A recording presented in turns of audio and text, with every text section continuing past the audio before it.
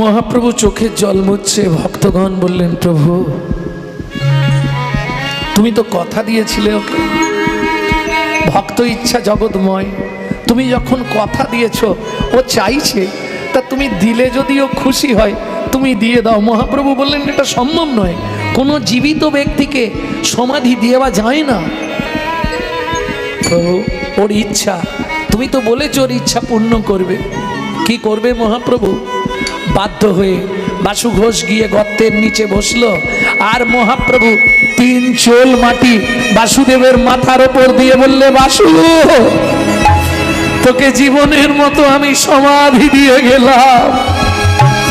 সঙ্গে সঙ্গে ভক্তরা মাটি দিতে শুরু করলো, মাটি চাপা দিয়ে দিল জীবিত বাসু ঘোষকে মাটির নিচে। 3 দিন মহাপ্রভু উঠিতে নারিল, উঠিতে নারিল, সমাধির ওপরেতে কাঁদিতে লাগিল, কাঁদিতে লাগিল।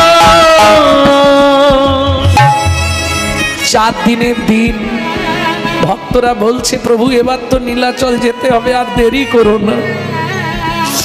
যাবার আগে মহাপ্রভু বাসু ঘোষের ওই সমাধির ওপরেই বসেছিল। ওই মাটি তুলে প্রণাম করে একবার শুধু চিৎকার করে জিজ্ঞেস করেছে, বাসু আমি আসছি। বাসু, বাসু রে, ও বাসু তুই কেমন আছিস? মাটির নিচে থেকে তখনও বাসু ঘোষ বলছে, প্রভু গো আমি ভালোই আছি, প্রভু গো আমি ভালো আছি, আমি তোমার লীলা